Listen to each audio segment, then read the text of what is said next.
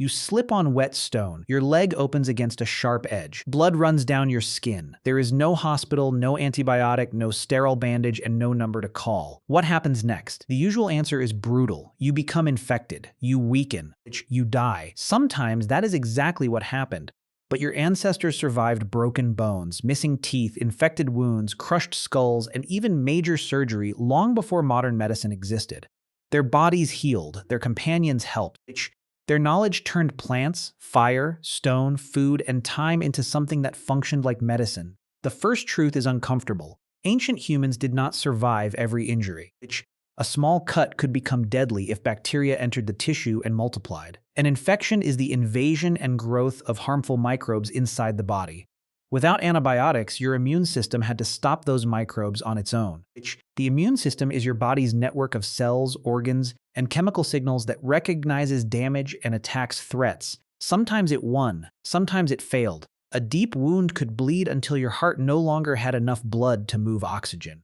A broken leg could prevent you from reaching water. A damaged tooth could create an abscess, which is a pocket of infection filled with pus. Childbirth, animal bites, burns, and internal injuries could kill without leaving obvious evidence on a skeleton. Archaeology mostly preserves bones and teeth. It rarely preserves the hand that pressed a wound, the hide wrapped around an ankle, the person who brought water, or the leaves placed against swollen skin. Soft materials decay. Care disappears. So how can you know medicine existed? You look for survival. A fracture that healed means the injured person lived long enough for new bone to form. A missing limb with a smooth, remodeled end means the body survived the loss and reshaped the bone over time.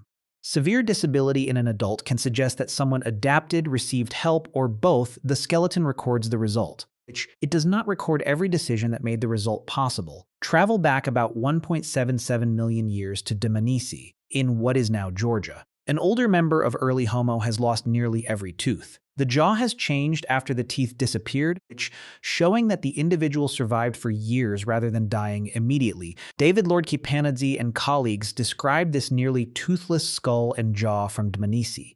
Later research by Christoph Zollikofer and other scientists examined how extreme wear, disease, and bone remodeling shaped the jaws at the site. Remodeling means living bone is broken down and rebuilt as the body responds to stress, injury, or changing use. How did a toothless person eat in a world of tough meat and fibrous plants? The honest answer is that you cannot watch the meal. Perhaps food was cut into small pieces with stone tools. Perhaps meat and plants were softened by cooking. Perhaps companions shared tender tissue, marrow, or mashed food. The evidence cannot tell you exactly who prepared it, but the survival itself matters.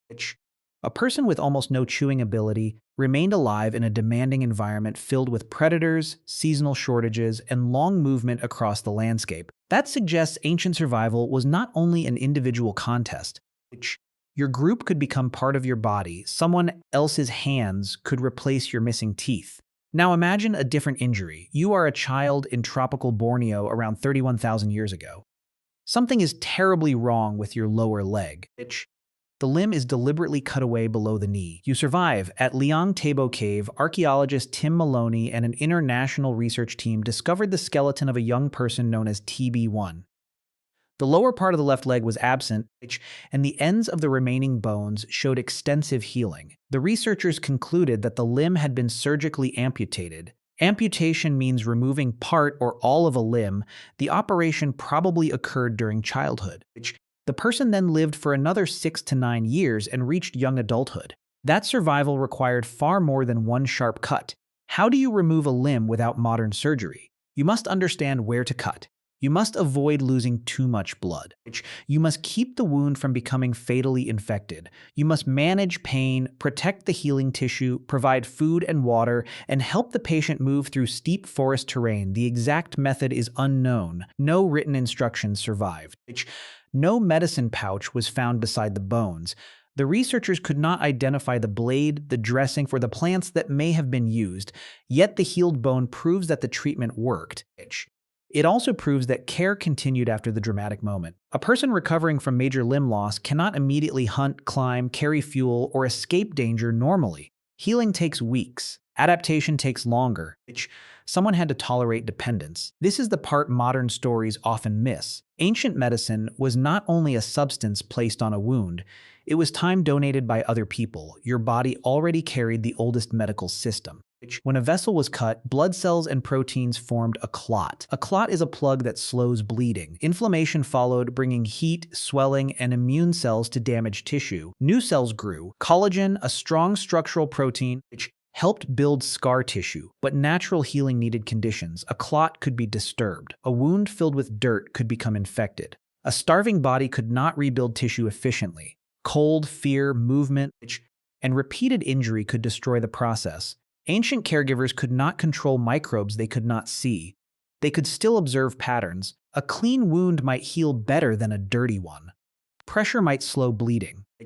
Rest might protect a broken limb. Certain leaves might reduce pain, swelling, or irritation. Another plant might make a person vomit, sleep, or die. Knowledge grew through memory. Someone tried something. Someone survived. Someone remembered. Plant medicine is difficult to prove because leaves, bark, and roots usually disappear. One of the most discussed clues comes from Neanderthal teeth at El Sidrón cave in Spain. Dental calculus is plaque that has hardened into a mineral crust on the teeth. Tiny pieces of food, microbes, and environmental material can become trapped inside it for thousands of years. Laura Weyrich and her colleagues studied ancient DNA preserved in Neanderthal dental calculus. One individual had evidence of a serious dental abscess and an intestinal microbe associated with illness. The same individual's calculus contained DNA from poplar. Poplar contains natural compounds chemically related to pain-relieving medicines. Did this Neanderthal deliberately treat pain? Possibly. The finding is suggestive, not a written prescription. The person might have chewed poplar for medicine, food, tools, or another reason. Archaeology can reveal contact with a plant, but intention is harder to recover. Still, the clue fits a wider pattern.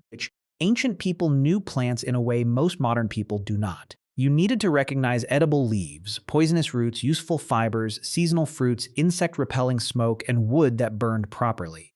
It would be surprising if none of that attention was applied to pain or wounds. The difference between food and medicine was probably not always clear.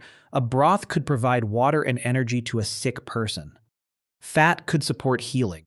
Bitter bark could be chewed for pain. Smoke could repel insects while irritating the lungs. A plant that helped at one dose could poison at another. Knowledge was powerful, it was also dangerous. Now, move much later into prehistoric Peru. A person has suffered a blow to the head. Pressure may be building beneath the skull. A specialist begins scraping an opening through the bone. This operation is called trepanation. Trepanation means deliberately making a hole in the skull while trying to avoid damaging the brain and the protective tissues around it.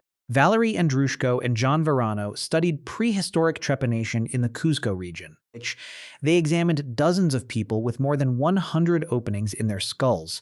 Many holes showed new bone growing around the edges. That growth means the patient survived. The overall survival rate in their sample was about 83%.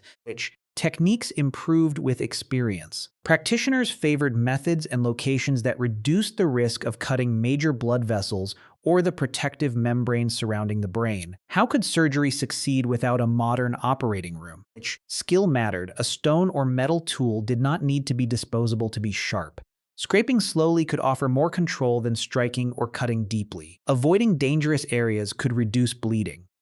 Experience with previous patients could teach what worked. Some people still died. Even a successful procedure did not end the danger. The patient still needed shelter, fluids, calories, and protection while the body repaired itself. A person weakened by blood loss could not simply return to ordinary work. What kept the wound from reopening? Perhaps cloth, hide, plant fiber, or another soft material covered it. Perhaps companions limited movement and watched for swelling, smell, fever, or unusual behavior. Those details rarely survive, so every reconstruction must remain cautious. The same problem appears with broken bones. Archaeologists can see whether a fracture healed, but not always whether someone deliberately straightened and supported it. A splint is a rigid object used to keep an injured limb from moving. Wood and fiber splints decay, leaving only the final shape of the bone. A straight healing fracture can suggest effective stabilization, but it cannot prove one exact technique. A crooked fracture can still show remarkable survival. The person may have lived with pain, weakness, or reduced movement for years. The body carried the scar. The group carried the consequences. But prehistoric surgery was not random drilling by frightened amateurs. In some communities, it became accumulated technical knowledge. That changes the question. You began by asking how ancient humans survived without medicine, but medicine is not identical to a pharmacy. Medicine begins when suffering is recognized and a response is remembered. It appears when someone cleans, supports, carries, feeds, watches, cuts, scrapes, binds, or waits because another person might recover. Not every act was effective. Some plant remedies probably did nothing. Some rituals may have offered comfort without changing the disease. Some operations failed.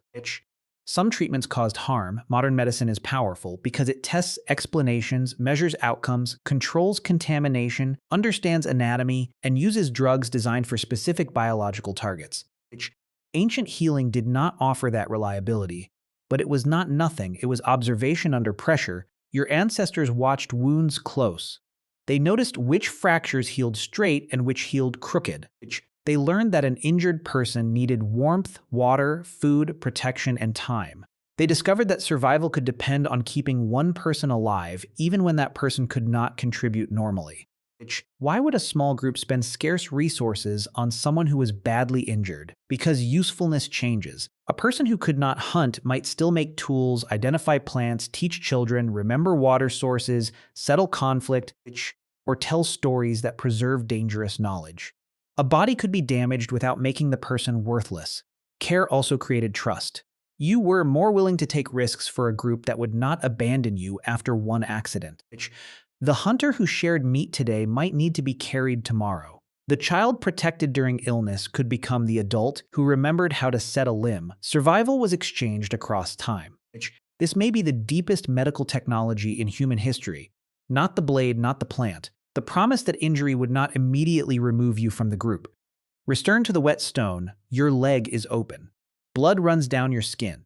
There is still no hospital, antibiotic, or sterile bandage, but now someone is beside you. A hand presses the wound. Another person brings water. Someone prepares a place near the fire. The group changes its movement because you cannot walk quickly. Your ancestors did not survive without medicine. They survived by turning care into medicine before medicine had a name.